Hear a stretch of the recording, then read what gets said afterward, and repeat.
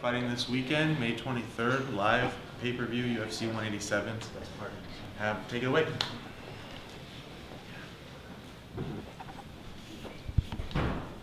Coming off the two fights in January, and this card here, pretty stacked. It's a pretty interesting card, isn't it? Absolutely, man. You know, unfortunately, my opponent got hurt. We got John the Bull stepping in. You know, it's good, taking a page out of my book, and it's awesome. You know, I'm glad to see a lot of guys now taking my approach and taking fights, which we need here in this organization. You know, super excited for the guy stepping up, striker. You know, I guess he's come out of down to Jackson a couple times and trained. I unfortunately never trained with the guy I would have liked to. That'd have been fun, but don't know much about him. Of course, you know, you guys are gonna ask me, what do I know about John? I know nothing. Haven't seen any footage on him. Haven't seen any of his fights. It's kind of the way I like it anyway. So go in there and just do what Cowboy's gonna do and fight my ass off for everybody. Yeah. Do you worry that, you know, we always want to kind of keep building up and get towards the championship fights? Since you kind of put it out there that I'll take anybody, anytime, do you worry that the fact that you're going to have guys stepping up that maybe aren't pushing you in the right direction? Man, I don't know about pushing me in the right direction. They're in the UFC for a reason, man. So overlooking anybody is not even an option. You know, it's not like, oh, we found this guy holding a sign that says we'll fight for food out on the corner. We're going to have him fight Cowboy. You know, he's in the UFC for a reason. And so no, I think everyone going in my Cowboys direction, it's fine. This is the direction I want to go. So taking fights, and you know, it was either pull off the card and wait for a title fight, which I could have done. It's not my style at all. So this is my direction. You know, taking this fight is my direction, and I'm excited for it. How much thought did you give to taking that break and letting the title come? Zero. Zero? Yeah, wasn't even an option. So probably should have been. My coaches and my management team especially was like, what? Because I said yes before I even talked with them. So they were, you know, so Kevin the and opponent was even brought to you. oh yeah, and Josh and Kevin were like, dude, what? And I was like, hey man, you know, signing with me that there was going to be some craziness going on, but what was their gripe in that? Just the ranking, kind of the idea of just taking a step down so much? Not so much a step down, but they were just like, they were like, why would you jeopardize not a title shot? You know, why was the question? And even Greg was like, Cowboy, bro. And I was like, Greg, come on, man, you know how we do it. So everything was okay. And they were like, after this win, just please wait. And I said, Greg, Dos Anjos might not be ready till, you know, end of the year, November, December. So who knows? I don't know. You kind of waited for this one. This one was a break for you too. That's what I'm saying. It was, you know, but this was the one I really wanted. You know, fighting Khabib, dude, really running his mouth and talking. And what did you feel like when that came through? When you realized, oh my God, I'm not fighting this guy that you took a break for. Number one, you didn't fight anyone else. You had Khabib set in your mind, and then it all falls apart. You know, when Dana called me, I almost like went into tears. Like, Dana, man, if you knew what I went through getting ready for this fight, the injuries and the, you know, it was just like, man, damn it, it just sucked. So I put a lot of money into this camp and getting ready. So for me just to tell my coaches and all my training partners, hey guys, sorry, no payday today. We just going, you know, that's tough. So we're taking the fight and we'll fight him. I'm sure he ain't going nowhere. He's still ranked high up in the organization. You know, he's gonna heal up and we'll fight. And I'll be there. I'll be the guy. You know, I'm not afraid to fight Khabib at all. So let's go. How close do you feel to a title shot after this fight? Well, I don't know who else there is to fight, to be honest with you. If it's next, great. If not, you know, I see a lot of guys that were on social media calling me out, and I'd like to address those guys. Now, you guys have been in the sport a long time, so to call me out on Twitter, that's not going to work. You know, that's not going to do anything. Call Dana, call Joe. That's how I get fights. I just, you know, you call the big man, you say, hey, this is who I want to fight, and they make it happen. So, but I think, man, 8 in a row should do it. Maybe not. How does Budweiser feel about the new sponsorship deal? And you're not going to be wearing those Budweiser t-shirts. Yeah, but Budweiser's a with Fram and Monster now, you know, are all on board with the UFC along with Reebok. So I kind of lucked out, you know. I got lucky, and but they're good. They're all my sponsors are sticking by me. You know, we're gonna figure out how to make it work outside of the UFC. So like I said, I got real lucky. No, I'm not gonna be making the big money on the fights like I am now, but it's all gonna work out. You know, Budweiser's a year deal with me, so I guess fortunately for me, I get paid regardless. So cool. So you're not going to take a cut in money that you would get per fight? Per fight, yeah, I'm gonna take a little bit of a cut, sure. But I think the Reebok deal, you know, the first couple fights in the first year is gonna be kind of shaky ground while they figure everything out. But I think it's awesome, and like I said, there's a lot of people that were looking for sponsors and they were fighting for $500, but now they know they're getting. I mean, I don't know how the pay's gonna work, but I'm sure UFC's gonna send us a check right away, or Reebok's gonna send us a check right away. So it's not gonna be like fighting for pennies again, you know, like trying to knock people down, like, hey, Colin, hey, it's been 90 days, where's my check? I don't have it, I need it. So it's gonna be good for everybody. And once they figure it out, I think it's gonna be just fine. Do you feel comfortable putting a number on how much you might be losing from each fight? I think my pay grade with the Reebok deal is 20 grand, I think, or 22,000, I think is what. So comfortably me saying I'm gonna be losing $60,000 a fight probably. Yeah, it's okay. I'll just make up for it in the bonuses, so we'll be all right. And John Jones, have you seen him? Yeah, absolutely. You know, he was in the gym training with us, you know, asking us if we need anything, you know. So this is my talk on John Jones. Had the cameras and the spotlight been on me when I was doing all my screwing up, I'd be in a lot of trouble. People would be like, God, you're a degenerate, you're an idiot. Now they say that anyways, but, you know, the attention is crazy. Just like I was telling, you know, a reporter, I got punched in the mouth at a Whole Foods, knocked my glasses off my head.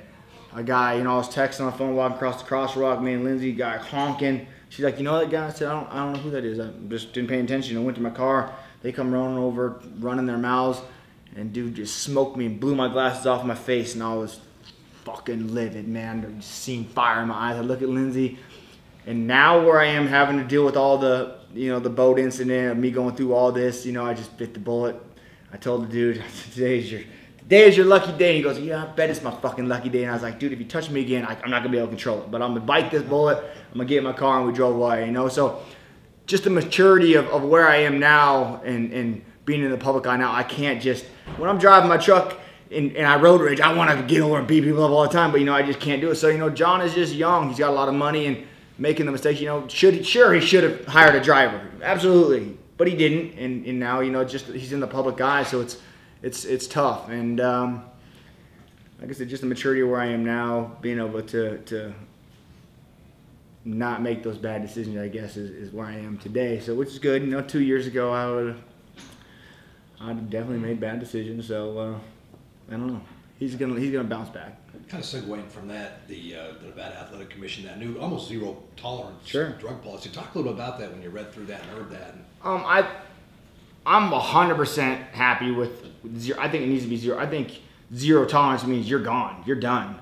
I mean, just look at any other sport. Let's look at NASCAR. You fail a drug test in NASCAR, you're done. Your sponsor's dropping. Have a nice day. Talk to you later. And I think that'd be a lot better of approach for athletes to not use the drugs. But then again, you know, with the UFC testing and doing all the things, it's almost like they're sinking their own ship because they're going after this, and the guys are failing. It's like, damn, man, it's kind of like a double-edged sword for them. But I'm on board. I don't you know, take any steroids or any kind of PEDs at all. But I think it needs to be 100% zero tolerance. I'm with Nevada. I don't think it needs to be a slap on the wrist like, oh, we'll talk to you about it. You pay a fine, and 9 months later. No, it needs to be goodbye, done.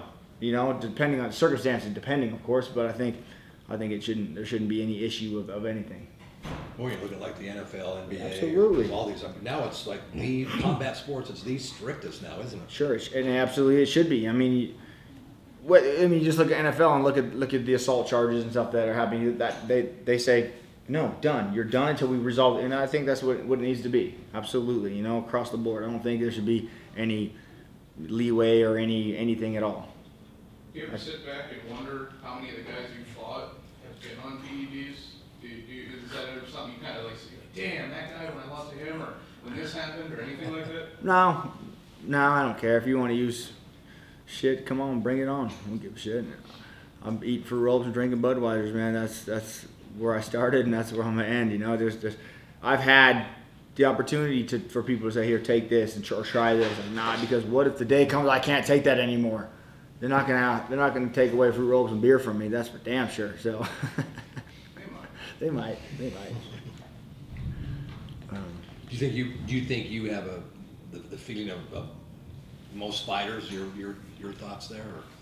I do. I think if you guys sat down and talked to most of the fighters, they would be on board with let's take all that away. Let's not allow any of that stuff, you know. But then you got some of these guys that, you know, like marijuana.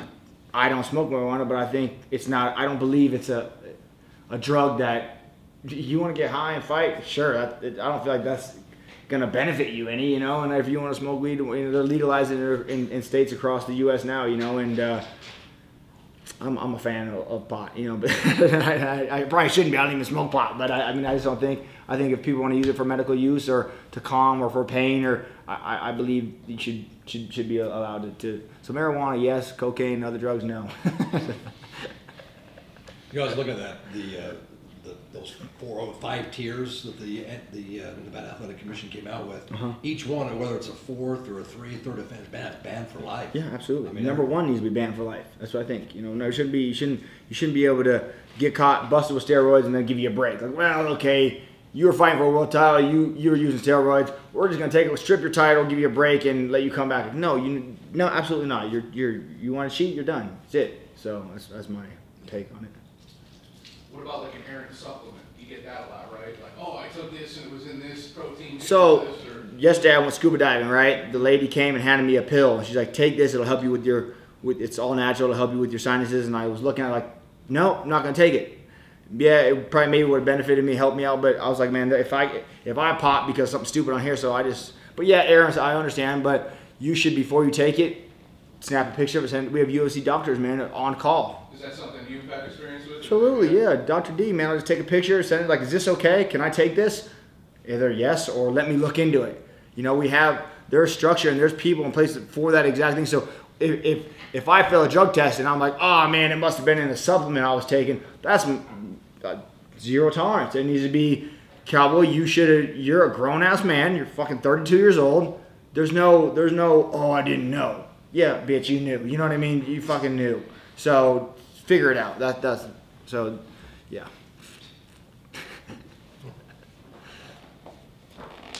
You're talking earlier, you didn't know much about Makdessi as an opponent. Is that your usual approach? You don't really care to look into it?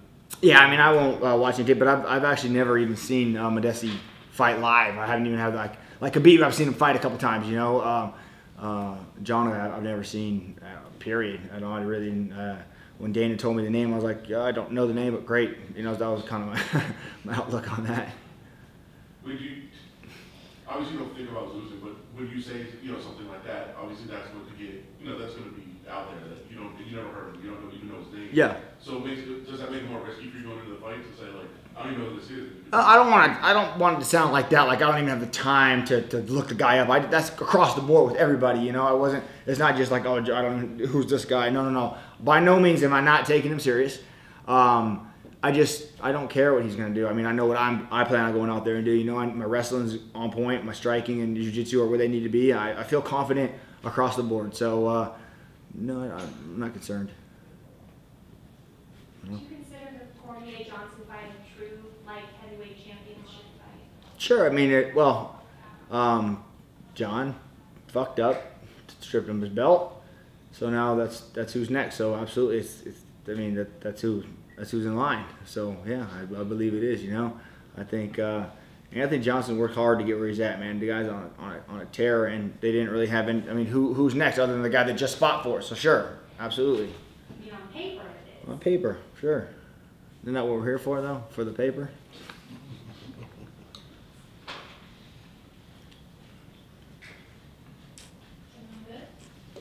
I know typical, I just want to get your words on. I know that you came in town, we're at Rock in Rio this past weekend. Can you talk a little bit about maybe your experience there and what else you're doing in Vegas leading up to this fight? Sure, yeah. Yeah, Rock in Rio was fun, man. Taylor Swift was good. Bruno Mars killed it. You know, it was awesome. It was fun. You know, Dana was there. It was just good hanging out with Frank Mir, you know, and Paige was up there with us. I'm doing a lot of scuba diving this trip. So it's actually right when I leave here, I'm going to go back to Lake Mead and scuba dive. So Dana kind of pulled the plug on my wakeboarding things. It's been windy and shitty out anyway, so it's kind of all right. If it was 100 degrees and no wind, I might have to call him, like, hey, man, come on. So, hey, I got my boat. I'll be out on the lake playing and, you know, just keep my mind off the fight. That's the hardest part right here, trying to sit and think about your opponent and think, because you don't think positively, like all the bad shit goes through your mind, you know, and so you just try and stay off that and keep busy and screwing around. So, yeah, that's the best way I can explain that. You've been down to see those relics underneath the Lake Mead down there? Yeah, like yesterday we did 5 wreck dives right off, kind of out in the middle. It was about 140 feet deep we were, and today we're gonna go a little bit deeper, like maybe 160. There's where they built the dam, they made tunnels and kind of caves and stuff where they pulled all the limestone and everything out to make the concrete for the dam. So they left, once they flooded it, they left all that there. So all the structure and the tunnels and everything there, not to mention the 2 tunnels that they diverted the Colorado River with around while they were building that, all that's all there. So there's a lot of diving here in Lake Mead, yeah. And there's some parts that are, you know, 500, 600, 700 feet deep. So pretty impressive, man. I was gonna say, weren't you scheduled to do the F-16s this week? Yep. Are you gonna do it? Or Today we're doing a plane. Yeah, we are. Okay. Absolutely. That's still happening. Oh yeah, absolutely. That's happening. Yep. So excited about that. Like I said, diving. It's a lot of fun, man. It's a whole nother world in there, you know, and just having to balance the right mixtures of air and helium and nitrogen, you know, and figure out, because when you go deep like that, it's serious, you know, really serious. Anything bad could happen. So it's just fun learning all the new things. Plus, it's when you're 200 feet underwater, shit can go fast, you know. So why not push it? What do you think about your Cowboy and this guy is the bull? Right, I've been waiting for that. Yeah, that surprised it doesn't come out earlier. Yeah, why not? So that's it. There's a rodeo in town. PBR will be here, so it should play up just fine. Cowboy and the bull. 8 seconds. Yeah, hope that'll be fucking great. 8 seconds with a $50,000 bonus. I'll take it. I'll take it. Awesome. Anybody else? Cool. I'm gonna go downstairs, fucking hit some pads. I don't know if you guys give a shit about that or not, but if you want to bring your cameras and watch that, you're more than welcome. Camera?